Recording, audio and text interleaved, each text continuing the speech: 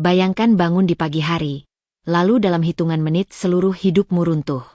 Rumah yang kau bangun dengan cinta seakan menelanku lalu memuntahkanku ke jalan tanpa sehelai uang, tanpa pakaian layak, tanpa tujuan. Dan ketika semua orang memalingkan wajah, justru seorang nenek pengemis yang tangannya bergetar menyelipkan secari kertas lusuh ke genggamanku. Ia berkata pelan, "Nak, ini jalanmu." Saat itu aku tidak tahu, secari kertas kotor usang itu akan membalikan takdirku. Oh iya, sebelum lanjut, jangan lupa klik tombol like. Dan ketik amin di kolom komentar, agar rezeki terus mengalir dan selalu dalam perlindungan Tuhan. Amin. Tulis juga kalian dari kota mana atau asal daerah kalian. Biar kita bisa saling sapa di kolom komentar. Selamat menyaksikan. Pagi itu seharusnya menjadi awal yang biasa. Aku bangun dengan aroma teh melati yang masih menempel di udara. Tirai jendela bergerak perlahan tertiup angin, dan sinar matahari yang menembus celah-celahnya seperti serpihan harapan kecil yang biasa menenangkan hati. Tapi hari itu berbeda.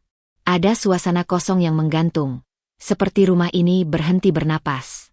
Sunyi sekali, hingga detak jam dinding terdengar lebih keras daripada biasanya.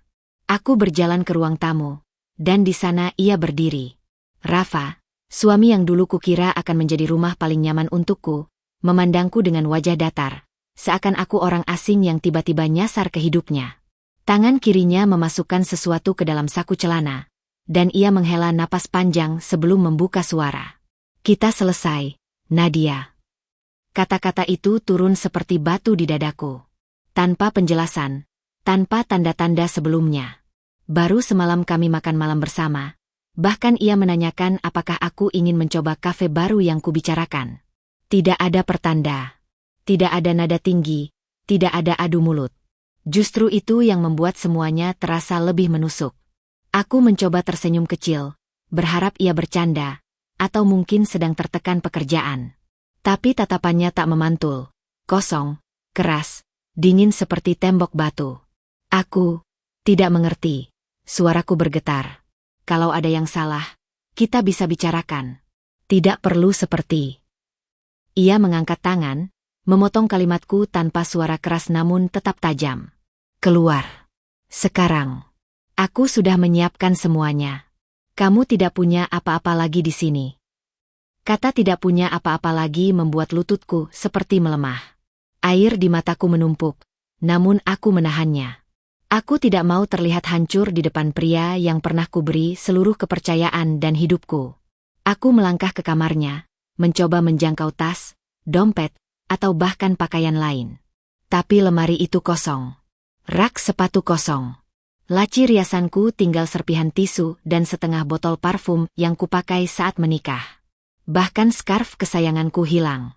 "Mulai sekarang, semuanya milikku," katanya datar ketika aku kembali ke ruang tamu dengan tangan kosong. "Rumah ini, mobil itu, rekening, semuanya." Ia menatap bajuku yang hanya daster rumah sederhana. "Silakan pergi sebelum aku memanggil orang untuk membantumu keluar." "Orang untuk membantumu keluar." Kata itu seperti tamparan yang lebih keras daripada tangan. Seolah aku sampah yang harus diseret agar tidak mengotori lantai rumahnya. Rumah yang dulu pernah kami bangun dengan tawa, rencana masa depan, dan mimpi kecil tentang keluarga. Aku tidak bisa bicara. Lidahku keluh, jantungku seperti ditarik ke bawah, dan tubuhku terasa dingin meski matahari pagi begitu cerah. Perlahan, aku berdiri. Dengan langkah gemetar aku keluar.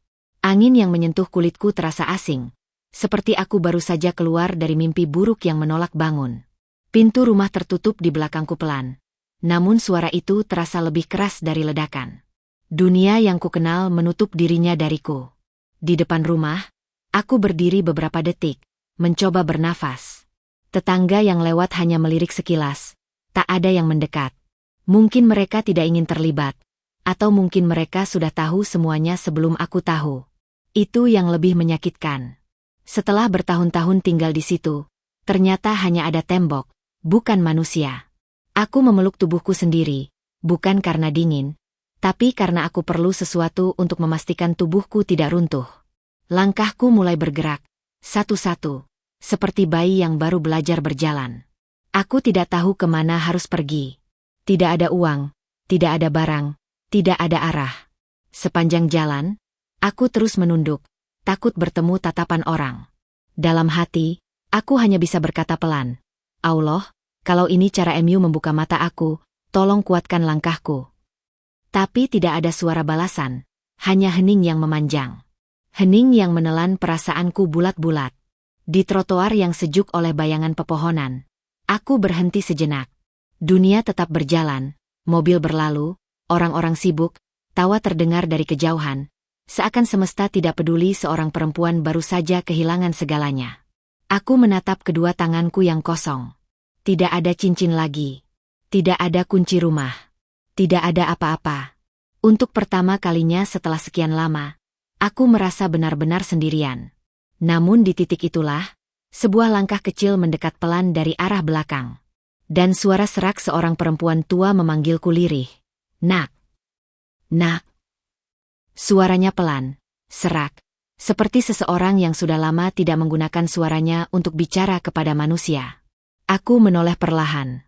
Di hadapanku berdiri seorang nenek renta dengan punggung sedikit membungkuk. Rambutnya kusut, sebagian memutih, sebagian kusam seperti kain tua yang terlalu sering digenggam. Bajunya lusuh, penuh tambalan yang tidak serasi warna. Ia membawa kantong plastik kecil berisi botol air kosong dan beberapa lembar karton yang mungkin ia gunakan untuk duduk. Tatapan matanya membuat nafasku terhenti sebentar. Bukan iba dari seorang yang melihat orang yang lebih menderita darinya. Justru sebaliknya, sorot itu penuh hangat. Seperti seseorang yang sudah melihat ribuan luka tapi tetap menyimpan ruang untuk harapan. Tatapan yang jarang sekali aku dapatkan bahkan dari orang-orang yang mengaku mencintaiku. Aku tidak langsung menjawab. Tenggorokanku masih kering sejak pintu rumahku tertutup tadi. Aku masih menahan air mata. Takut jika aku membuka mulut maka seluruh dinding pertahananku runtuh. Nenek itu tidak memaksaku bicara. Ia hanya diam, menunggu, seolah tahu bahwa yang kubutuhkan bukan tanya jawab panjang, tetapi sekadar keberadaan seseorang yang tidak pergi. Nak, kau dingin? Tanyanya kemudian, lembut sekali, seperti suara ibu yang membangunkan anaknya untuk sekolah. Aku menggeleng pelan. Sebenarnya aku memang kedinginan. Tetapi yang lebih dingin bukan tubuhku, melainkan ruang kosong besar di dadaku yang baru saja tercipta. Ruang tempat kepercayaan, cinta, dan masa depan yang kupikir sudah pasti, tiba-tiba hilang. Kau tidak sendirian, bisiknya. Kadang dunia memang tega menggulung seseorang di saat ia paling percaya pada hidup. Kata-katanya menamparku tanpa kekerasan. Tepat sasaran, namun tidak menyakitkan, malah membuka pintu kecil dalam hatiku untuk bernapas lagi. Aku terkejut. Bagaimana bisa ia melihat apa yang sedang berguncang di dalam diriku? Aku bahkan belum mengatakan sepatah kata pun. Aku mencoba bicara, tapi suaraku pecah. Aku tidak tahu harus kemana. Nenek itu mengangguk pelan. Bukan simpati yang dibuat-buat. Bukan kepura-puraan. Ada air di matanya, entah untukku, atau untuk kisah-kisah lain yang mungkin pernah ia lihat di jalanan keras kehidupan. Kau tidak perlu tahu semuanya hari ini, katanya sambil merogoh kantong kecil di sampingnya. Kadang kita hanya perlu langkah pertama. Dan kadang langkah itu datang dari tempat yang paling tidak kau duga. Jari-jarinya bergetar saat ia mengeluarkan sesuatu. Selembar kertas kecil, kumal, terselip di antara uang receh dan kertas bekas lainnya. Ia menatap kertas itu sejenak sebelum menyerahkannya padaku. Tangannya terasa dingin, namun genggamannya hangat, kokoh, seperti seseorang yang memegang hatiku agar tidak jatuh berkeping-keping ke tanah. Ambil ini, ucapnya. Aku menatap kertas lusuh itu. Hanya secari kecil, hampir seukuran tiket bus lama. Ada tulisan tangan di atasnya, sedikit kabur, seperti tinta yang pernah terkena hujan atau air mata. Hanya tertulis satu alamat dan satu kalimat pendek. Pergilah.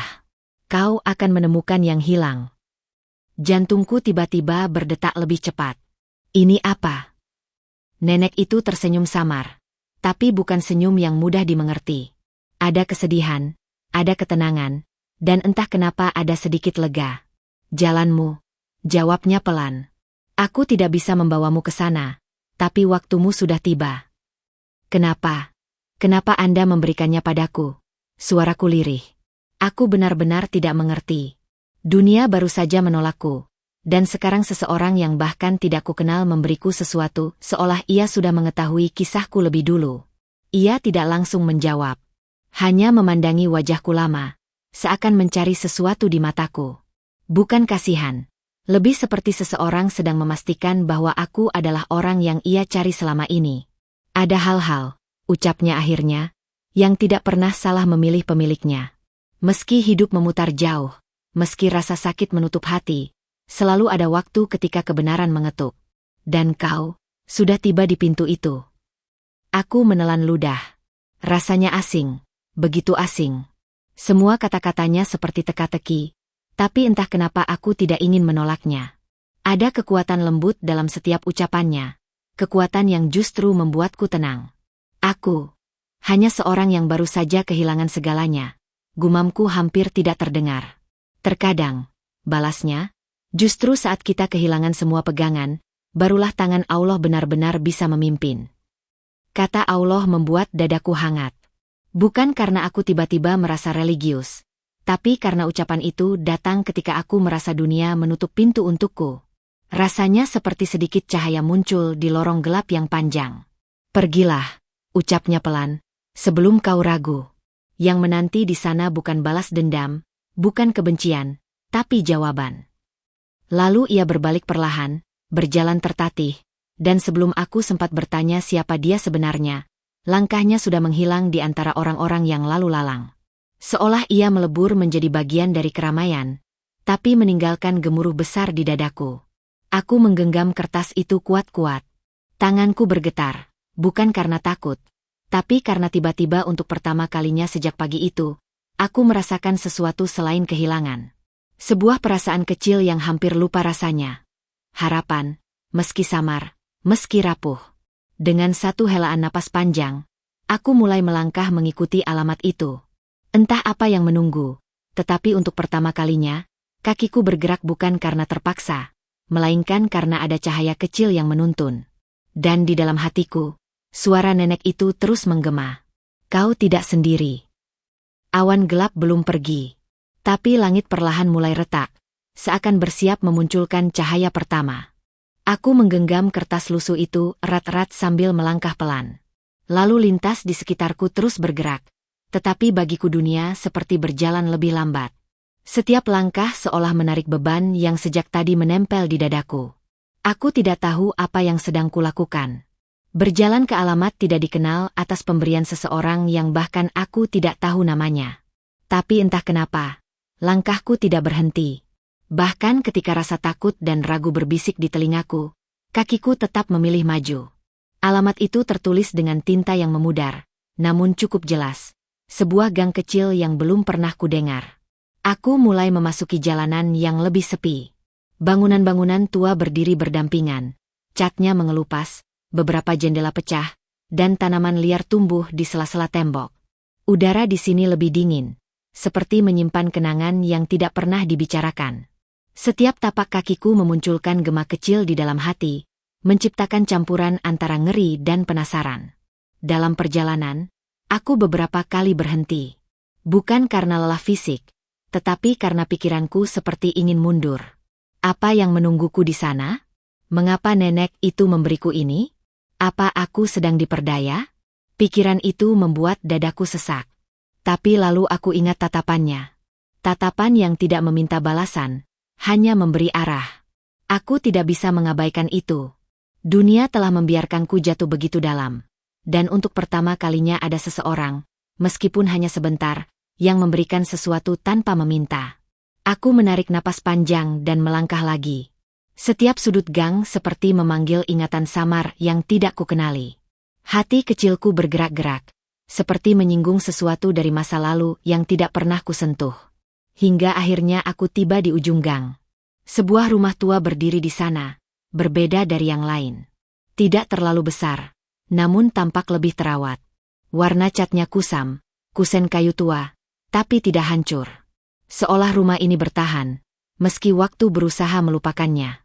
Gerbangnya setengah terbuka. Aku menelan ludah. Langkahku melambat, bahkan sempat berhenti beberapa detik. Ada aroma tanah lembab bercampur kayu tua yang menyentuh hidungku. Sunyi sekali, hanya terdengar suara burung kecil di kejauhan. Aku mendekat perlahan, beberapa daun kering berguguran ketika kakiku menyentuh tanah halaman rumah itu. Di depanku, pintu kayu berdiri setengah terbuka, seperti sudah menunggu seseorang masuk sejak lama. Tanganku gemetar saat menyentuh gagang pintu. Ketika pintu terbuka sedikit lebih jauh, aroma kayu lama menerpa wajahku. Masuk ke dalam rumah itu terasa seperti melangkah ke masa lain. Debu tipis menutupi meja kayu, rak buku kecil di sudut ruangan, dan kursi goyang yang diam menghadap jendela. Cahaya matahari masuk melalui celah tirai robek, memantul pada serpihan debu yang melayang pelan. Tidak ada suara. Tidak ada kehidupan. Tapi keheningan itu tidak membuatku takut. Justru terasa seperti sebuah pelukan yang asing, dingin, tapi menenangkan. Di tengah ruangan, ada sebuah meja kecil. Dan di atasnya, sebuah kotak kayu berukir sederhana. Ukirannya tidak rumit, namun ada keindahan yang sulit dijelaskan. Seperti buatan tangan seseorang yang mengerjakan dengan penuh perasaan, bukan sekadar keterampilan. Hatiku berdetak lebih cepat. Seolah tubuhku tahu sesuatu yang pikiranku belum mengerti. Aku mendekat. Setiap langkah seperti menarik napas jauh ke belakang, membongkar perasaan yang belum pernah kuraba. Tangan kiriku menyentuh permukaan kotak itu, dingin dan sedikit kasar. Kemudian aku perlahan membuka penutupnya. Engsel kayu berderit kecil, menyerupai bisikan lama yang akhirnya terbuka. Di dalamnya, hanya beberapa benda sederhana. Tapi begitu kulihat, lututku terasa melemah. Ada sehelai foto kecil yang kertasnya sudah menguning, menunjukkan seorang bayi yang digendong oleh seorang perempuan muda. Wajah perempuan itu lembut, senyumnya halus, dan matanya, entah kenapa, terasa familiar. Ada sesuatu pada tatapannya, sesuatu yang mengiris perasaan paling dasar dalam diriku.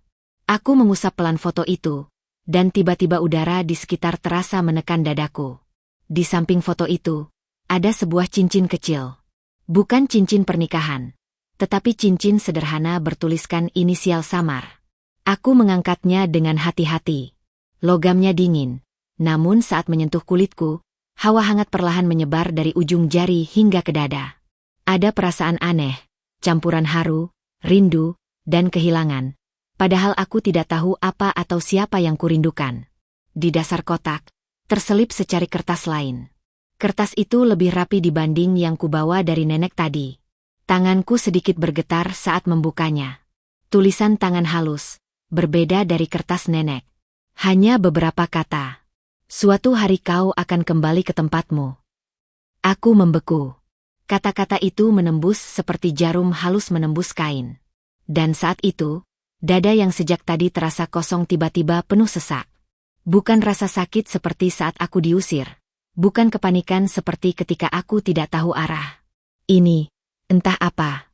Seperti sebuah pintu kecil dalam diriku terbuka, mengeluarkan udara yang sudah terpendam bertahun-tahun. Air mataku jatuh tanpa aku bisa hentikan. Bukan tangis kehilangan yang penuh sesak. Ini serupa tangis seseorang yang menemukan sesuatu yang pernah hilang, meski ia belum tahu apa itu.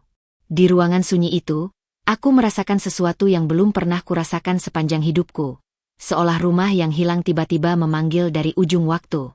Aku duduk perlahan di kursi dekat jendela, memegang foto itu erat-erat. Ada rasa hangat mengalir dari dadaku ke seluruh tubuh, meski udara dingin menempel di kulit. Dan tanpa kusadari, mulutku bergetar pelan, bukan mengeluh, bukan bertanya, hanya bisikan lirih yang keluar dari lubuk hatiku. Jika ini bukan kebetulan, maka tunjukkan langkahku selanjutnya. Tidak ada jawaban. Hanya cahaya tipis matahari yang tiba-tiba terasa lebih terang menembus tirai robek itu, seolah memberi tanda kecil bahwa perjalanan baruku baru saja dimulai. Di antara debu yang melayang dan keheningan yang tenang, untuk pertama kalinya sejak hari itu dimulai, aku tidak merasa sendirian. Di ruang tua itu, aku tidak menemukan jawaban, aku menemukan awal. Sebuah awal yang kurasa akan membuka lebih banyak pintu daripada yang bisa kubayangkan. Aku masih duduk di kursi tua itu, memandangi foto yang kini terasa begitu berat di tanganku. Waktu seakan berhenti. Jendela rumah ini membiarkan cahaya masuk, menampilkan debu yang menari di udara, seolah setiap butirnya menyimpan cerita yang diam-diam menunggu untuk terbangun. Foto bayi di pangkuan perempuan muda itu terus menatapku, seperti ingin mengatakan sesuatu yang mulutnya belum mampu ucapkan. Tanganku mengusap pelan wajah perempuan itu. Setiap garis pada fotonya seperti menyuarakan kehangatan yang tidak pernah sempat kurasakan. Aku tak mengenali wajahnya, tapi ada getaran lembut yang muncul di dadaku, seolah aku pernah berada dekat dengannya entah kapan. "Siapa kamu?" bisikku pelan, suara hampir tak terdengar. "Dan, kenapa aku merasa seperti mengenalmu?" Pertanyaan itu menggantung di udara. Hening menjawab. Namun keheningan itu terasa hidup, bukan kosong. Rumah ini tidak menyeramkan. Justru seperti sebuah dada tua yang menampung puluhan tahun kesunyian, menunggu seseorang datang dan menghirup kembali kenangan yang tersimpan. Aku mengambil cincin kecil tadi kembali ke telapak tangan. Bentuknya sederhana, tanpa permata, tapi ada ukiran halus, 2 huruf yang saling menyentuh. Huruf-huruf itu samar, mungkin karat atau usia melunakan tepinya, namun tetap terlihat, R dan N. Dadaku berdebar. R dan N. Nama depanku, Nadia. Huruf N tapi huruf R? Rafa? Jantungku mendadak menegang. Tidak. Tidak mungkin ada hubungannya dengan dia. Nafasku memburu seketika. Pikiran buruk seperti mencoba menerobos, memainkan kemungkinan yang mengganggu. Tapi cincin ini terlihat jauh lebih tua daripada usia pernikahanku. Aku menarik napas panjang, memaksa detak jantung kembali tenang. Jangan berasumsi.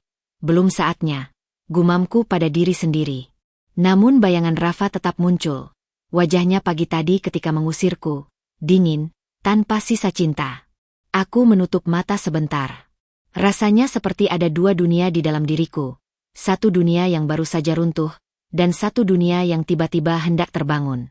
Keduanya sama-sama menuntut ruang dalam hati, dan aku berdiri di tengah keduanya dengan tubuh rapuh yang masih belajar bernapas lagi. Ketika kubuka mata, tiba-tiba aku melihat sesuatu di sudut ruangan. Sebuah album foto tebal yang tertutup debu. Album itu disandarkan miring di rak kecil, hampir tersembunyi. Seolah ia sengaja diletakkan untuk tidak tersentuh, namun tidak pernah benar-benar dihilangkan. Hatiku berdegup lagi. Kakiku melangkah pelan ke sana. Setiap gerakan terasa seperti memasuki labirin yang tak kubaca peta sebelumnya. Saat kupungut album itu, debu menari naik ke udara. Jari-jariku merasakan tekstur kulit usang yang dingin namun kokoh, seperti penjaga rahasia yang sedang diuji. Aku membuka halaman pertama. Foto hitam putih. Seorang perempuan muda tersenyum di depan rumah yang kini kutempati. Wajahnya sama seperti yang menggendong bayi di foto tadi. Senyumnya manis, tetapi ada sesuatu di matanya. Keteguhan, ketenangan, dan sedikit rasa cemas seperti seseorang yang menyimpan lebih banyak daripada yang ia tunjukkan. Halaman berikutnya. Perempuan itu tengah duduk di kursi yang sama tempat aku duduk beberapa menit lalu, memandang keluar jendela sambil memegang kain kecil, kain selimut bayi. Hatiku bergetar. Rasanya seperti memandang cermin masa lalu, bukan sekadar foto. Lalu aku berhenti di halaman ketiga. Di situ, ada foto seorang bayi, sama seperti di foto kecil tadi, tapi foto ini lebih dekat, lebih jelas. Bayi itu sedang tertawa, matanya tajam dan penuh cahaya. Dan ada tulisan kecil di bawahnya. Untuk Nat, kelak kau tahu semua alasannya. Tanganku gemetar. Bahkan napasku berhenti sesaat. Kata Nat terasa menghantam dadaku. Nat. Singkatan dari Nadia. Namaku. Aku memejamkan mata, menolak rasa yang membanjir. Tapi aku tidak bisa menolak. Gelombang hangat bercampur pedih naik perlahan, menembus ruang kosong yang beberapa hari terakhir menelan hidupku. Apa ini? Suaraku pecah. Apa benar ini tentang aku? Belum sempat pikiranku menyusun kalimat, air mata sudah jatuh tanpa izin. Aku tidak menyesalinya. Itu bukan air mata kelemahan. Itu pelepasan. Ada sesuatu yang selama ini terasa hilang, seperti bagian dari diriku yang tidak pernah utuh sejak lahir, kini mulai merangkai dirinya kembali. Aku memeluk album itu ke dada. Rindu yang tidak ku mengerti mengalir. Rindu pada wajah yang bahkan belum pernah ku kenal. Pada pelukan yang tidak pernah ku rasakan. Pada suara yang mungkin pernah menyanyikan sesuatu untukku sebelum dunia memisahkan kami. Di tengah ruangan tua yang sepi itu, aku berbisik pelan, hampir seperti doa yang lahir tanpa sadar. Jika benar kau, ibuku, jika benar kau meninggalkanku bukan karena tidak sayang, aku ingin tahu. Aku ingin mengerti. Dan entah dari mana datangnya, angin lembut bergerak masuk melalui jendela yang tadinya hanya diam. Tirai tipis bergoyang perlahan. Cahaya hangat menyentuh sisi wajahku, seolah menjawab tanpa suara. Sudah waktunya. Perasaan asing mengisi dadaku, bukan ketakutan, bukan bingung, tapi keyakinan yang tumbuh diam-diam. Rumah ini, foto ini, cincin itu, bukan kebetulan. Tidak ada yang kebetulan tentang ini. Ada sesuatu yang menunggu dibuka, sesuatu yang sudah menanti lebih lama dari yang bisa kubayangkan. Aku mengusap sisa air mata, menarik napas panjang, dan menatap kembali foto itu, kali ini dengan kekuatan yang tidak kumiliki beberapa jam lalu. Aku tidak tahu kemana kisah ini akan membawaku, tapi untuk pertama kalinya dalam hidup, aku siap menelusuri kebenarannya, meskipun itu berarti menghidupkan masa lalu yang pernah sengaja terkubur. Dan jauh di dalam hati yang baru saja kehilangan segalanya, aku merasa perlahan-lahan, sesuatu sedang kembali. Bukan harta, bukan rumah, bukan suami, tapi diriku sendiri.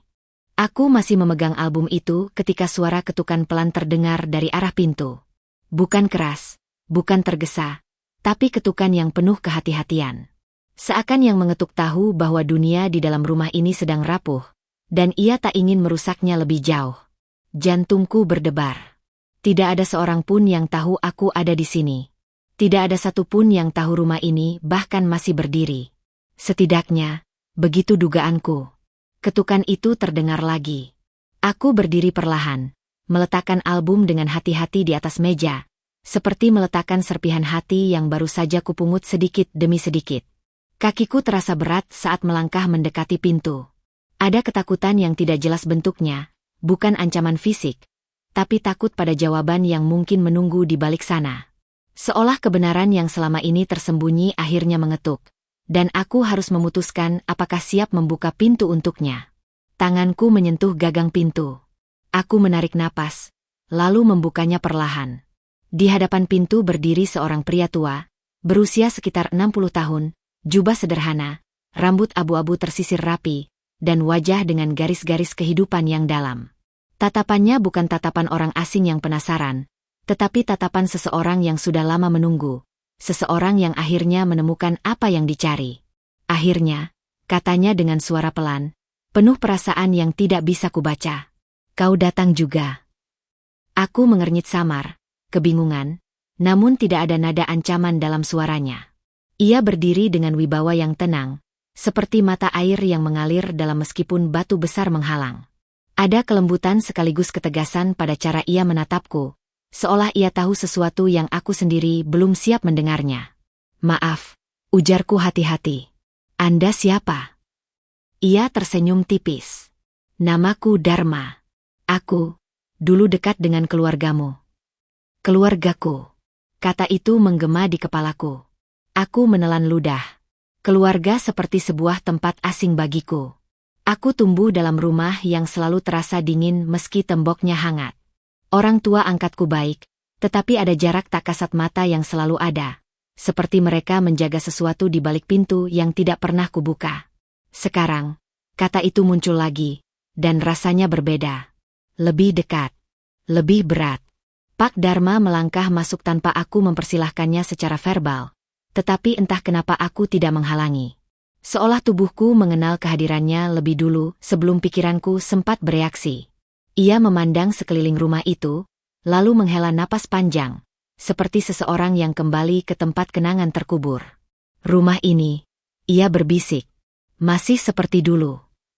Aku memperhatikannya dengan hati-hati. Anda benar-benar mengenal siapa yang dulu tinggal di sini. Ia mengangguk perlahan, matanya sedikit berkaca, kaca yang jujur. Bukan dibuat-buat. Aku mengenal mereka lebih dari sekadar kenalan. Aku menyaksikan air mata, doa, dan keputusan yang paling berat dalam hidup mereka. Jantungku kembali berdetak cepat. Kata-kata itu menyentuh titik dalam diriku yang baru lahir kemarin. titik yang belum punya bentuk tapi sangat nyata. Mereka, siapa? Pak Dharma menoleh menatapku, tatapannya lembut tetapi menusuk. Ibunya Nadia, katanya pelan, bukan pergi meninggalkan. Dia terpaksa melepaskan, demi keselamatan. Aku membeku. Rasa hangat dan dingin bertabrakan bersamaan di dadaku. Kata ibu terasa seperti gelombang besar datang menghantam batu karang. Aku membuka mulut untuk bertanya, tetapi yang keluar hanya suara napas tertahan. Ia melanjutkan sebelum aku bisa berkata apapun. Dulu aku adalah pengacara keluarga ini. Keluarga yang dulu punya banyak hal, harta, nama baik, tetapi juga musuh. Ketika keadaan menjadi terlalu berbahaya, ketika nyawa bayi itu, ia menatap langsung ke mataku. Nyawamu, terancam, ibumu membuat keputusan paling menyakitkan yang hanya bisa dimengerti oleh seorang ibu sejati, melepasmu agar kau hidup. Dadaku seperti diremas tiba-tiba. Aku mundur selangkah, tangan mencari pegangan, dan menyentuh tepi meja. Rasanya dunia di sekitarku bergerak memutar. Aku bukan anak kandung orang tua yang membesarkanku. Pak Dharma menggeleng pelan. Mereka mencintaimu, dengan caranya. Tapi ya, kau dilahirkan oleh perempuan yang sebelumnya tinggal di rumah ini. Aku menatap lantai. Air mataku kembali mengalir, bukan karena sedih semata, tapi karena ada kebenaran yang mengguncang batas antara kehilangan dan menemukan. Seumur hidup aku bertanya dalam diam, kenapa rasanya ada bagian diriku yang hilang? Kenapa aku selalu mencari sesuatu yang bahkan tidak tahu bentuknya? Sekarang jawabannya mulai muncul, satu demi satu, seperti tirai yang perlahan tersingkap. Kenapa? Suaraku pecah. Kenapa tidak ada yang memberitahuku? Ia menghela napas berat. Ada alasan yang tidak mudah dijelaskan dengan logika sederhana.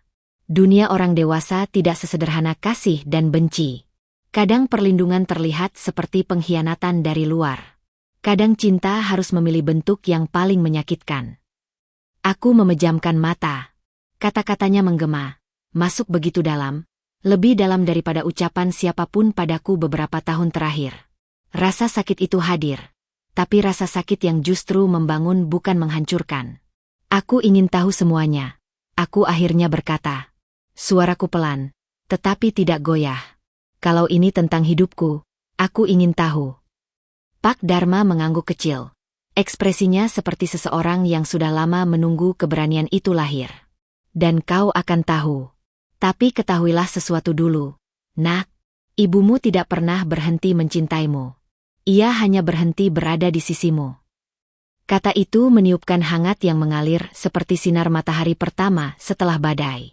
Dada yang tadi begitu sesak kini terasa membuka perlahan, meski air mata masih turun. Ada sedih. Tapi juga ada pemulihan yang terasa mulai merangkak naik dari dasar hatiku. Aku ingin bertemu dengannya. Suaraku bergetar. Namun ada kekuatan baru di sana. Jika dia masih ada di dunia ini. Pak Dharma menatapku dalam-dalam. Ada sesuatu di matanya.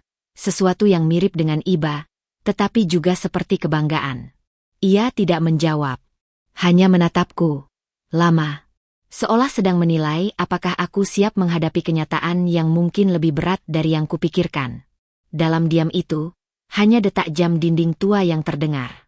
Waktu seolah menahan napas bersamaku. Saat ia akhirnya berbicara, suaranya bergetar halus. Kau sudah lebih dekat daripada yang kau kira, Nadia. Kalimat itu seperti angin dingin yang mengusap kulit dan menggetarkan tulang. Tidak menjawab pertanyaanku sepenuhnya. Namun membuka pintu yang lebih besar di depan. Kini aku tahu satu hal, perjalanan ini tidak hanya tentang menemukan siapa aku, tetapi juga tentang mempersiapkan hati untuk menerima luka yang mendidik, cinta yang ditinggalkan bukan karena tidak peduli, dan kebenaran yang menunggu pada waktunya. Di rumah tua itu, di antara kenangan yang bisu, aku menyadari sesuatu. Hidupku yang hancur pagi tadi bukan akhir, melainkan awal dari perjalanan pulang yang tidak pernah kubayangkan. Dan untuk pertama kalinya sejak aku diusir, aku merasa langkahku menuju depan. Bukan lagi langkah orang yang kehilangan, tapi seseorang yang mulai ditemukan. Ruangan itu tetap hening beberapa saat setelah Pak Dharma mengucapkan kalimat terakhirnya.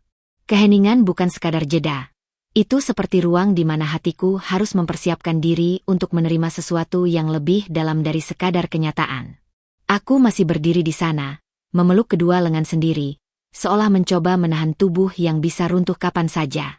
Nafasku terasa berat namun teratur. Seperti tubuh ini tahu bahwa langkah berikutnya akan mengubah cara aku memandang hidup. Aku sudah siap, kataku pelan, hampir seperti seseorang memohon kekuatan. Tolong ceritakan. Pak Dharma menatapku lama, memastikan aku tidak hanya berani karena emosi sesaat. Setelah itu, ia menarik kursi dan duduk, lalu mengisyaratkan aku untuk duduk juga. Aku menurut. Lantai kayu yang dingin dan aroma rumah tua membuat suasana terasa seperti dunia yang terlepas dari waktu. Kau tahu, katanya dengan suara pelan yang serak oleh kenangan, ibumu bukan perempuan biasa. Ia lembut, tapi teguh. Dan cinta yang ia miliki padamu, itu tidak pernah hilang. Aku menghela napas gemetar. Kata ibu terasa terus menampar dadaku, membuka ruang kosong yang bertahun-tahun tertutup debu. Nama ibuku, siapa? Pak Dharma tersenyum lirih. Namanya Rantini. Tapi ayahmu dulu memanggilnya Ranti. Dan ia sangat bangga menyebut dirinya sebagai ibu dari seorang bayi perempuan bernama Nadia. Dadaku seperti ditusuk pelan. Tidak sakit, lebih seperti rasa terharu yang terlalu kuat sehingga berubah menjadi nyeri halus. Nama itu menyelinap ke dalam hatiku, menyentuh tempat yang selama ini kosong. Ranti. Bahkan hanya mendengarnya saja sudah membuatku merasa seperti pulang ke rumah yang belum pernah kukenal. Dulu, lanjut Pak Dharma, keluargamu memiliki perusahaan kecil yang sedang berkembang. Tidak besar, tapi cukup membuat banyak orang memperhatikannya. Ayahmu, pria baik, penuh integritas. Namun integritas seringkali musuh bagi orang-orang tamak. Ia berhenti sejenak, menatapku dalam-dalam. Aku menggigit bibir, merasakan ketakutan dan rasa ingin tahu bercampur menjadi satu. Apa yang terjadi pada mereka? Suaraku menggigil. Pak Dharma menunduk, mengusap keningnya pelan, gerakan yang mencerminkan beban kisah yang ia simpan terlalu lama. Ayahmu difitnah dalam sebuah masalah keuangan yang tidak pernah ia lakukan. Reputasinya hancur dalam semalam. Mereka datang ke rumah ini, bukan untuk mencari kebenaran, tapi untuk memastikannya jatuh. Aku menahan napas. Siapa mereka? Orang-orang yang dulu menjadi rekan, lalu menjadi musuh. Ia berkata pahit. Orang-orang yang merasa terancam oleh kejujuran ayahmu. Dadaku terasa sesak. Bukan hanya karena cerita ini, tapi karena tanpa sadar, aku merasakan amarah yang tidak pernah aku tahu aku simpan. Lalu, ibuku. Ketika ayahmu pergi untuk memperbaiki keadaan di luar kota, ucapnya dengan suara berat, orang-orang itu datang kemari. Mereka membawa niat buruk. Ibumu tidak bisa mempertahankan segalanya sendiri. Ia berada dalam situasi yang tidak bisa diceritakan tanpa air mata. Aku meremas kain di lututku. Tangan gemetar. Pikiran memunculkan gambaran seorang perempuan muda yang memeluk bayinya erat-erat, ketakutan, tak memiliki siapapun untuk meminta perlindungan.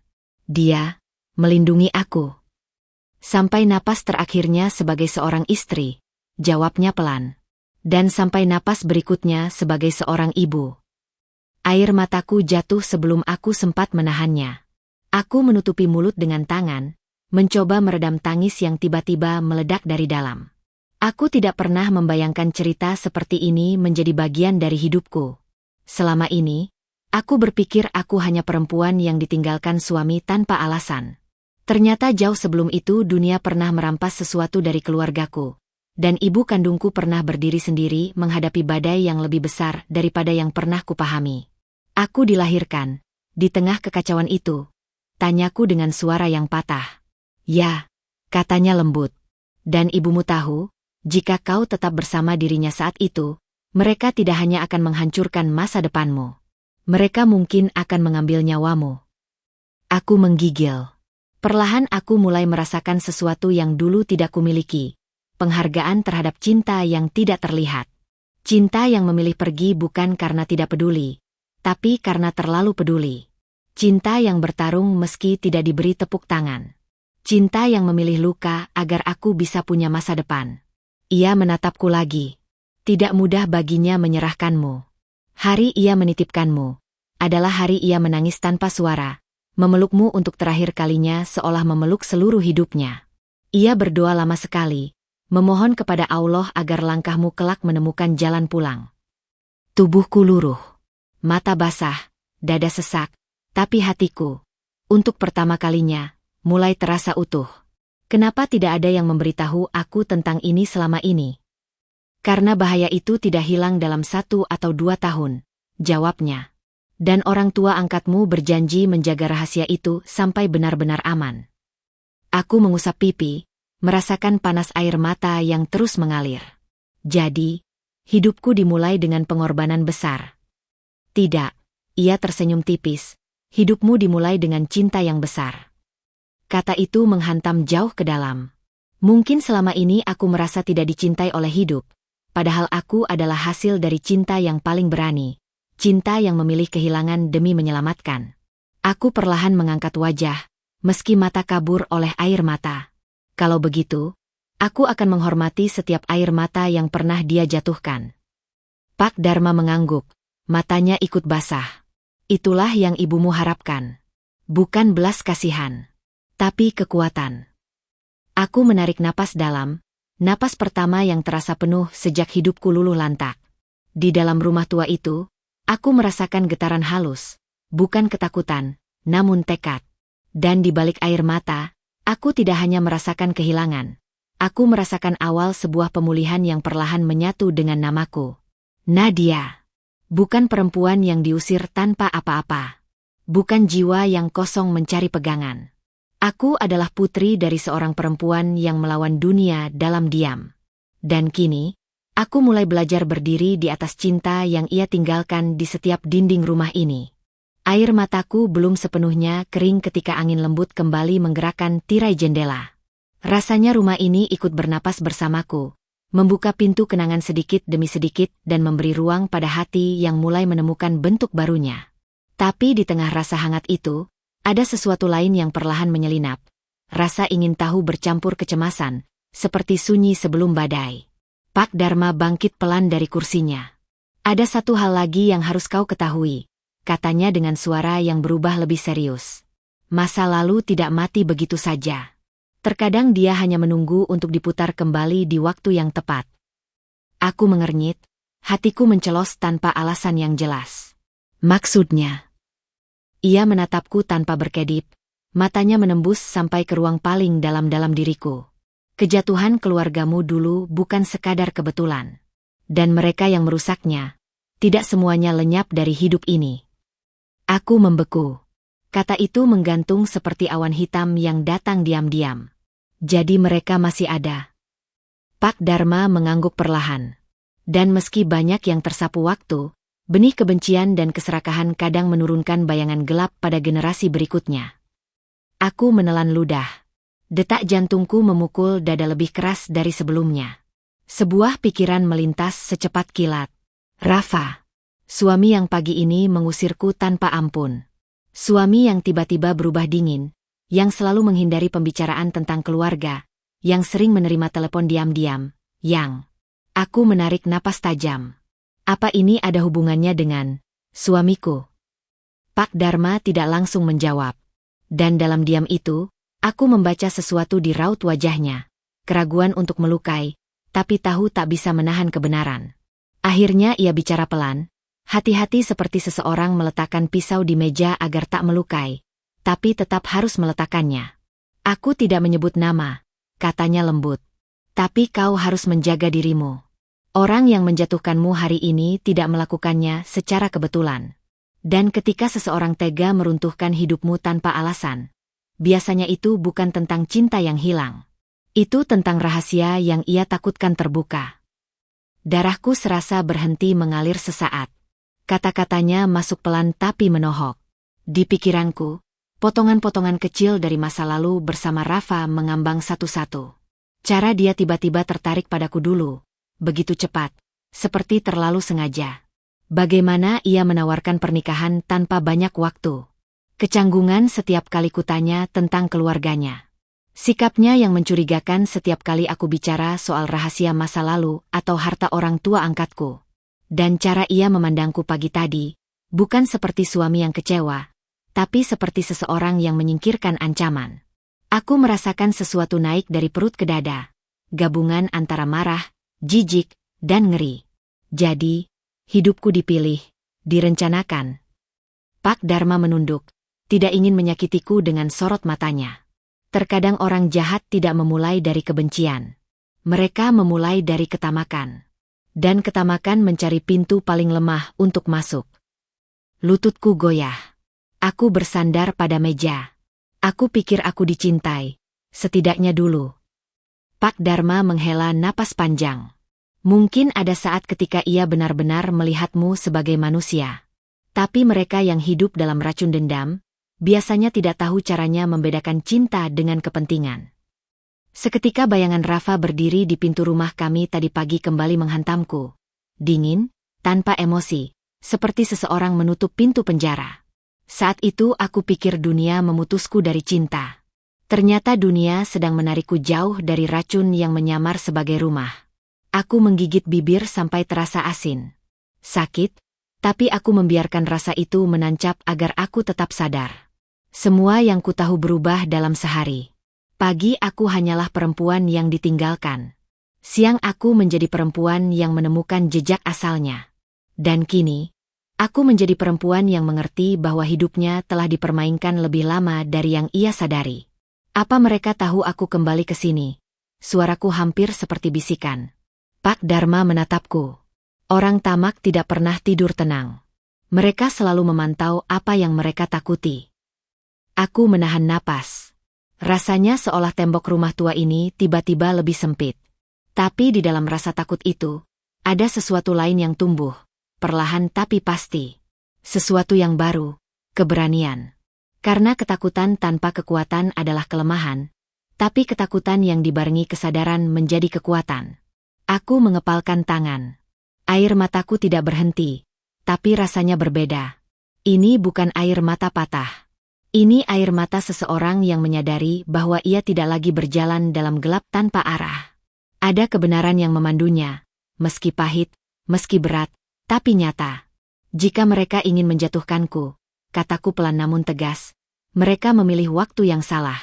Aku mungkin jatuh hari ini, tapi aku juga bangkit hari ini. Pak Dharma menatapku, dan untuk pertama kalinya sejak ia datang, bibirnya membentuk senyum bangga. Begitu yang ibumu inginkan.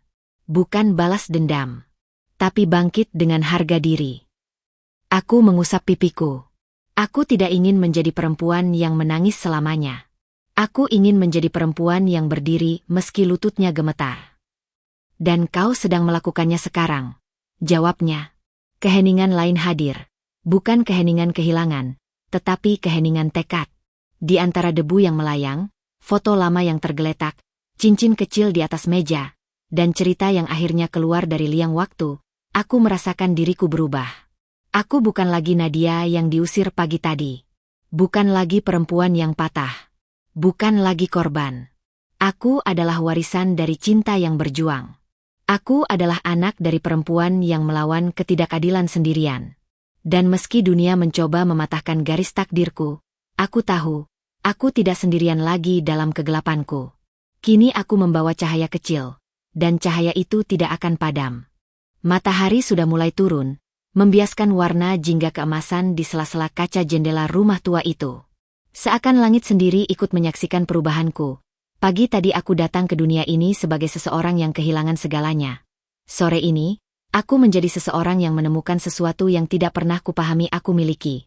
Akar, jejak, dan alasan untuk berdiri kembali. Pak Dharma bangkit. Menatapku dengan sorot yang seolah berkata bahwa ia harus pergi. Perjalananmu tidak selesai di sini, Nadia. Ini baru pintu pertama. Aku mengangguk pelan, menahan tenggorokan yang mendadak terasa ketat. Terima kasih. Bukan hanya untuk cerita itu, tapi karena kau ada saat aku paling butuh seseorang. Ia tersenyum, hangat dan tulus. Bukan kebetulan kau sampai di sini hari ini. Hati yang dipilih tak pernah tersesat terlalu jauh. Aku mengikuti langkahnya ke pintu. Saat ia pergi, Aku berdiri memandang punggungnya yang perlahan menjauh. Punggung seorang penjaga masa lalu yang akhirnya menepati janjinya pada waktu. Suara langkahnya memudar di ujung gang. Namun kata-katanya tertinggal di dadaku, menempel kuat, seperti doa yang meresap tanpa suara. Ketika pintu tertutup, dunia menjadi sunyi lagi. Tapi kali ini, sunyi yang tidak menakutkan. Sunyi yang memberi ruang bagi hatiku untuk bernapas. Aku berjalan ke tengah ruangan, menatap album, foto, cincin kecil, dan kertas bersurat di atas meja. Semua benda itu bukan sekadar bukti, melainkan bagian diriku sendiri. Potongan-potongan kisah yang lama dicabut, kini pulang satu persatu, mengetuk lembut pintu hatiku yang dulu tertutup rapat tanpa kusadari. Aku duduk kembali di kursi tua itu. Hening mengalir pelan di sekelilingku. Tidak ada ketakutan, hanya rasa yang begitu dalam, rasa terhubung, rasa kembali, rasa bangkit. Di titik itu aku sadar. Kebangkitan bukan dimulai dari kekuatan besar.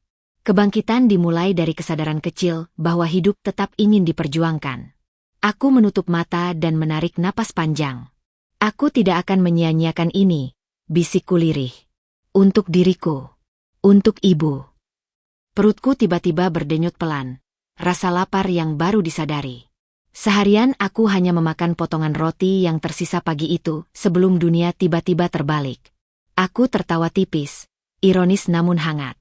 Betapa sering tubuh kita menunggu jiwa kita siap untuk merasakan lapar lagi. Lapar hidup, lapar harapan, lapar masa depan. Aku memutuskan untuk keluar sebentar. Mungkin untuk mencari sesuatu yang sederhana. Segelas teh hangat, sepotong roti baru, udara sore yang bisa membersihkan sisa sesak dalam paru-paru. Tapi saat tanganku menyentuh gagang pintu, aku berhenti. Aku menatap kembali ruangan itu, tirai yang robek, lantai yang dingin, dinding yang menua. Semua ini bukan rumah secara fisik. Tapi untuk pertama kalinya sejak lama, aku merasa seperti berada di tempat yang mengerti hatiku.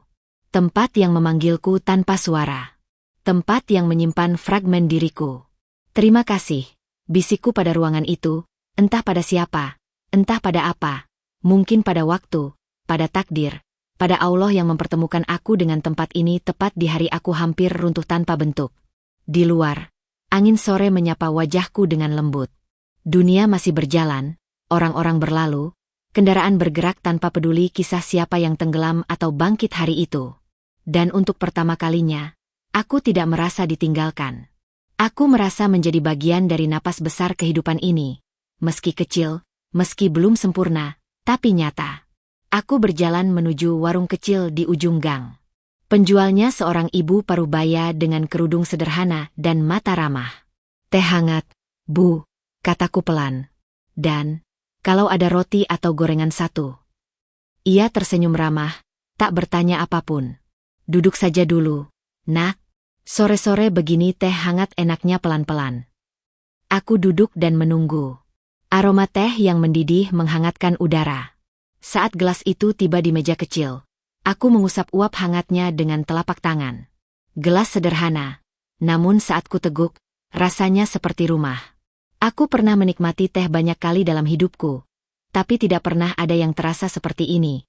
Teh yang diminum bukan untuk mengusir dingin, tapi untuk merayakan bahwa aku masih hidup. Terima kasih, Bu, ucapku tulus. Semoga hatimu hangat juga ya, jawabnya sambil tersenyum. Aku mengangguk. Hati hangat. Dua kata sederhana, tapi sangat mahal untuk seseorang yang baru saja kehilangan pondasi hidupnya beberapa jam lalu. Saat aku berjalan kembali ke rumah tua itu, langkahku lebih mantap. Aku tak lagi berjalan sebagai perempuan yang diusir. Aku berjalan sebagai perempuan yang pulang kepada dirinya sendiri. Setiap derap kaki membawa energi baru, bukan dari amarah, tapi dari pilihan. Aku tiba di depan pintu kembali. Tangan yang tadi ragu, kini membuka pintu dengan keyakinan pelan. Cahaya sisa matahari masuk perlahan ke dalam ruangan, menciptakan bayangan oranye yang menenangkan. Aku menatap meja itu sekali lagi. Album, cincin, foto, kertas. Semuanya menunggu, bukan sebagai beban, tapi sebagai tujuan. Esok aku harus mencari pekerjaan. Esok aku harus mulai membangun kembali hidupku dari dasar. Tetapi malam ini, Aku boleh mengizinkan diriku merasakan sesuatu yang sederhana. Rasa syukur. Syukur karena aku tidak lagi berdiri di atas ilusi, tapi di atas kebenaran, betapapun pahit atau beratnya. Aku duduk, memeluk lutut, dan menatap jendela gelap yang perlahan memantulkan bayanganku sendiri. Bayangan perempuan yang sempat patah, namun tidak hancur. Perempuan yang sedang belajar memegang kendali atas hidupnya lagi. Nadia, bisikku pelan pada diriku sendiri, kau akan baik-baik saja. Dan entah dari mana datangnya, sebuah kedamaian turun pelan. Bukan kedamaian yang tiba-tiba menghapus rasa sakit, tapi kedamaian yang berkata, kau sudah mulai berjalan. Malam turun. Tapi aku tidak lagi takut pada gelap. Karena kini aku tahu, dalam gelap itu ada cahaya kecil di dalam diriku, dan aku akan menjaganya agar tidak padam.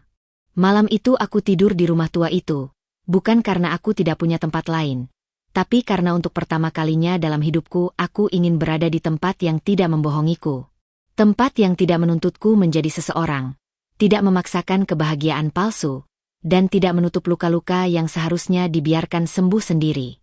Lantai kayu kerasku jadikan alas, kain tua jadi selimut seadanya. Namun tak ada rasa hina. Justru ada ketenangan yang selama ini jarang aku nikmati. Aku bangun saat fajar, cahaya tipis menyelinap melalui tirai robek, menyapa lembut wajahku yang semalam kering oleh air mata namun hangat oleh tekad. Ada bulan di dadaku. Bukan yang bersinar terang, tetapi yang perlahan menemukan bentuknya setelah tertutup awan bertahun-tahun. Aku bangkit, merapikan rambut seadanya, lalu duduk di kursi yang kemarin jadi saksi kebangkitanku. Di depanku masih ada album tua itu. Aku menyentuhnya sebentar, lalu menutupnya perlahan. Bukan menolak kenangan, tapi menghormati waktunya. Hari ini ada yang lebih mendesak, hidupku yang harus mulai berjalan lagi. Allah, tuntun langkahku, bisikku pelan. Bukan doa dari rasa putus asa, tapi dari keberanian yang baru tumbuh. Aku keluar rumah. Udara pagi terasa dingin tapi segar. Seakan dunia ini ingin mengujiku dulu sebelum membiarkanku melangkah. Gang sempit itu sunyi. Aku berjalan pelan menuju jalan raya, berniat mencari pekerjaan, apa saja yang halal, apa saja yang bisa kulakukan untuk bertahan. Namun langkahku terhenti tiba-tiba.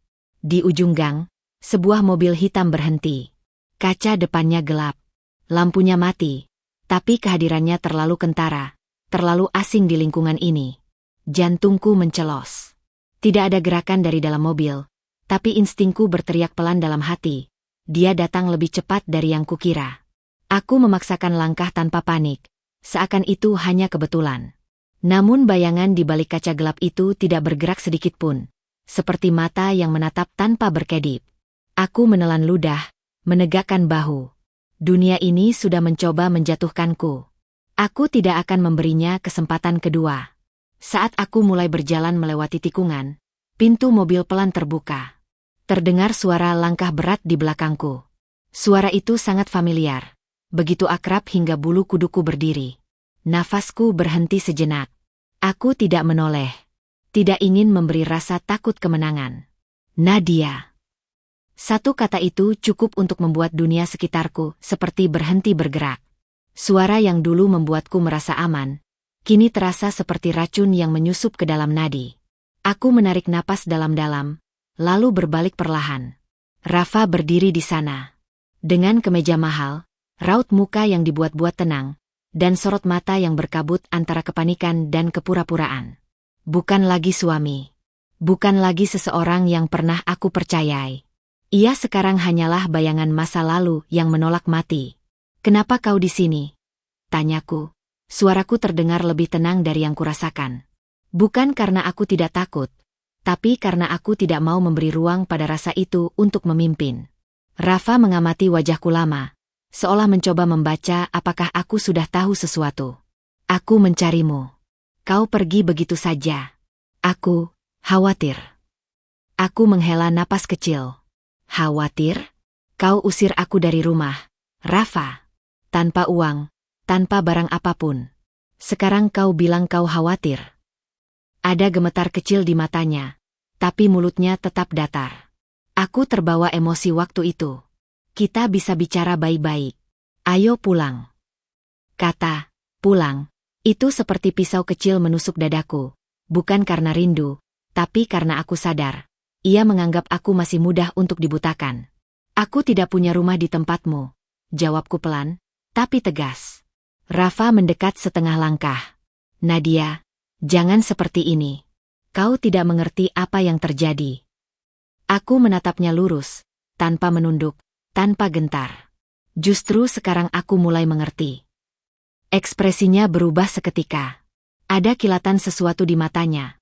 Bukan cinta, bukan kecewa, tapi takut. Ketakutan seseorang yang menyadari rahasia yang ia tutup rapat mulai bocor. Apa yang sudah kau dengar? Suaranya menegang, tidak lagi halus. Aku tersenyum tipis. Cukup untuk tahu bahwa kau tidak pernah benar-benar mencintaiku. Kau hanya membutuhkan akses. Dan saat kau pikir aku tidak punya apa-apa lagi, kau membuangku seperti barang rusak. Rafa terdiam. Bibirnya bergerak sedikit, tapi tidak ada kata keluar. Itu cukup bagiku untuk tahu aku benar. Ia tidak menyangkal. Ia tidak bisa menyangkal. Nadia, katanya akhirnya, suaranya berubah datar, tajam, berhitung. Kau harus berhati-hati. Ada hal yang tidak perlu kau sentuh. Ada masa lalu yang lebih aman dibiarkan mati. Aku mengangkat dagu. Aku tidak ingin balas dendam. Tapi aku ingin hidupku kembali. Dan kalau itu berarti mengambil apa yang bukan milikmu. Suaranya meninggi sedikit. Bukan milikku. Aku menatapnya tanpa berkedip. Atau bukan milikmu. Untuk sesaat, ia seperti kehilangan kata. Rahangnya mengeras, tangannya mengepal. Lalu ia menutup pintu mobilnya keras-keras. Tatapannya menusukku. Kau tidak tahu apa yang kau hadapi, Nadia. Dunia itu lebih besar dari yang kau bayangkan. Aku menatapnya dengan mata yang tidak lagi berisi luka, hanya tekad. Dan mungkin aku tidak takut lagi. Rafa menghela napas tajam, lalu masuk kembali ke mobilnya. Mesin menyala pelan, dan mobil itu perlahan melaju, meninggalkan suara mesin yang bergema turun naik seperti ancaman samar. Ketika ia menghilang, lututku melemas sedikit. Bukan karena takut, tapi karena kesadaran bahwa ini bukan lagi sekadar cerita tentang masa lalu. Ini adalah panggung untuk pertarungan yang tidak menggunakan tangan, bukan menggunakan kekerasan, melainkan kesabaran, keberanian, dan kebenaran. Aku berdiri lama di ujung gang itu, membiarkan angin menyentuh wajahku. Dalam detak jantung yang mulai stabil, sebuah kalimat muncul dalam kepalaku, bukan sebagai harapan, tapi sebagai janji. Jika dunia berpikir aku akan jatuh lagi, maka dunia tidak mengenalku yang baru. Langit sore meneteskan cahaya keemasan ke tubuhku, dan untuk pertama kalinya, aku melihat bayanganku sendiri bukan sebagai seseorang yang kecil atau rapuh, melainkan seseorang yang sedang tumbuh, seseorang yang akan melangkah ke medan yang lebih besar bukan dengan ketakutan, tapi dengan kejujuran. Aku berbalik menuju rumah tua itu. Tidak lagi sebagai tempat untuk sembunyi, tapi sebagai markas untuk bersiap. Aku tidak akan berteriak. Aku tidak akan membalas dengan kebencian. Aku hanya akan berdiri. Dan kadang, berdiri adalah perang terbesar yang bisa dilakukan manusia. Malam nanti, aku akan menyusun langkah. Besok, aku akan mulai bekerja. Dan saat waktunya tiba, aku tahu kebenaran akan memenangkan untukku, bukan lenganku. Karena kekuatan terbesar seorang perempuan bukan di tangan, melainkan di hati yang telah patah, lalu bangkit, dan memilih untuk tetap lembut. Malam itu berjalan pelan, seperti waktu sengaja memberi ruang agar pikiranku bisa menata ulang hidup yang baru saja terbalik seluruhnya. Aku duduk di lantai kayu rumah tua itu, menatap lampu kecil yang kupasang dari colokan tua di dinding.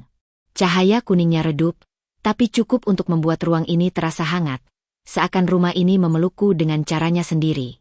Di atas meja, album tua, cincin kecil, dan kertas bertuliskan alamat yang membawaku ke sini masih terhampar. Setiap benda itu menjadi bukti, hidupku tidak dimulai saat aku menikah, dan tidak berakhir saat aku diusir. Ada cerita jauh sebelum itu, dan hari ini aku mengembalikan cerita itu pada tempat yang seharusnya, dalam genggaman hatiku sendiri. Aku menarik napas panjang. Ada kelelahan di tubuhku, tapi ada ketenangan yang lebih luas daripada langit di dada. Aku tidak lagi memikirkan amarah. Aku tidak lagi memikirkan Rafa sebagai pusat duniaku. Ia bukan bab penutup dalam hidupku. Ia hanyalah titik koma dalam kalimat panjang perjalanan yang jauh lebih besar dari apapun yang pernah ia kuasai. Lalu suara ketukan pelan terdengar. Bukan keras, bukan tergesa, bukan menekan.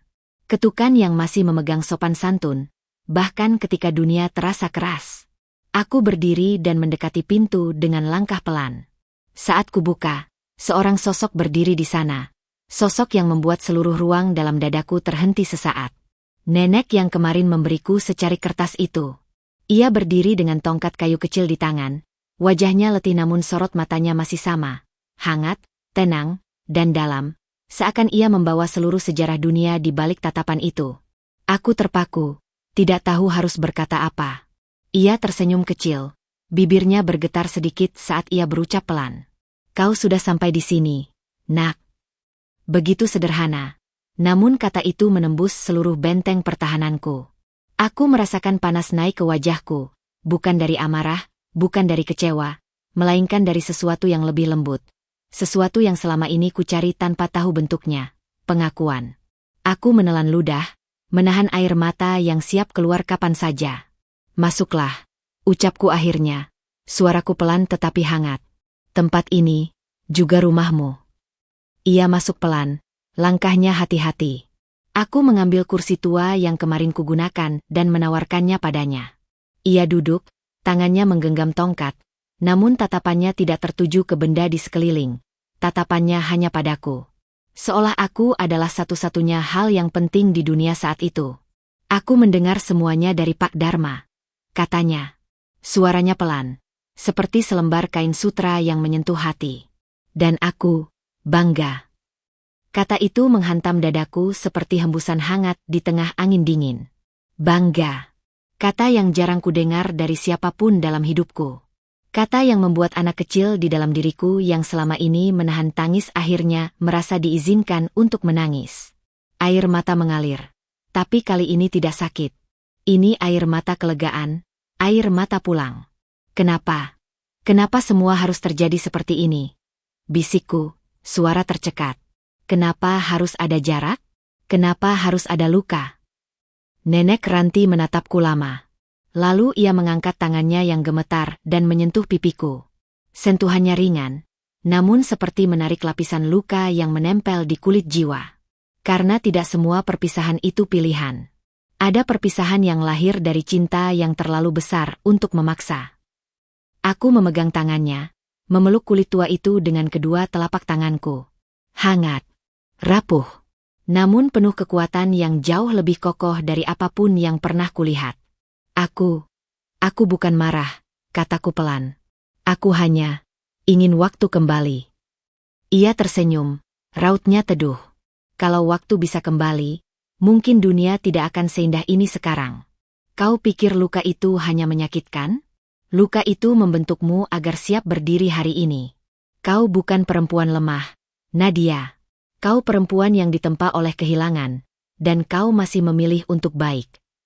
Kata-katanya menyentuh sesuatu begitu dalam, titik yang selama ini kusimpan diam-diam.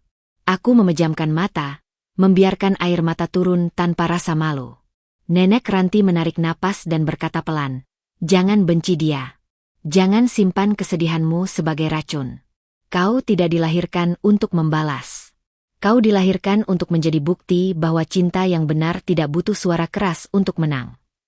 Aku tersenyum lirih di tengah tangis. Seakan seluruh beban yang kubawa akhirnya diberi nama, dan dengan diberi nama, aku bisa meletakkannya. Aku tidak akan membalas dendam, ucapku tegas.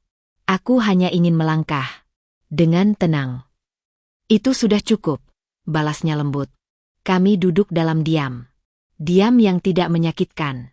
Diam yang penuh makna, penuh pemulihan. Cahaya bulan masuk melalui jendela, memantul di lantai kayu, menyalakan ruang sepi itu dengan lembut. Seakan langit ikut mengakui momen ini sebagai momen pulang. Apa kau sudah siap hidup lagi? Tanya nenek itu pelan. Aku mengangguk, bukan karena aku tidak takut, tapi karena aku tidak ingin lagi dikuasai oleh ketakutan. Aku siap, jawabku. Kali ini bukan untuk orang lain. Untuk diriku. Untuk dia yang pernah melahirkan aku dalam rasa takut tapi penuh cinta. Nenek Ranti memejamkan mata pelan, bibirnya bergerak tanpa suara. Mungkin ia berdoa. Atau mungkin ia sedang merasakan ketenangan yang selama ini juga ia cari. Ketika ia membuka mata, ia berkata lirih, "Kalau suatu hari kau merasa lelah, ingat ini, kebangkitan bukan berarti tidak pernah jatuh.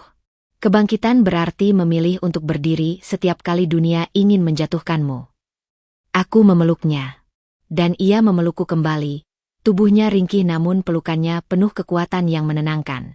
Dalam pelukan itu, aku merasakan seluruh rasa sakitku luruh perlahan. Bukan menghilang, tapi berubah menjadi sesuatu lain, kebijaksanaan. "Aku pulang," bisikku dengan suara pecah. Ia mengusap kepalaku. Dan rumah ini selalu menunggu. Aku menarik napas panjang, melepaskan pelukan perlahan, lalu menatap ruang di sekitarku. Rumah tua. Dinding yang pudar. Tirai yang robek. Tapi bagi hatiku, ini tempat yang paling terang yang pernah ku kenal. Malam itu aku duduk di lantai, bersandar pada kursi tua, memeluk lutut dan menatap bulan dari celah tirai. Suaraku keluar pelan, hampir seperti lagu yang hanya bisa didengar semesta. "Terima kasih, Allah, karena memelukku ketika dunia melepaskanku." Dan dalam keheningan yang penuh damai itu, aku tahu satu hal. Aku bukan lagi perempuan yang diusir.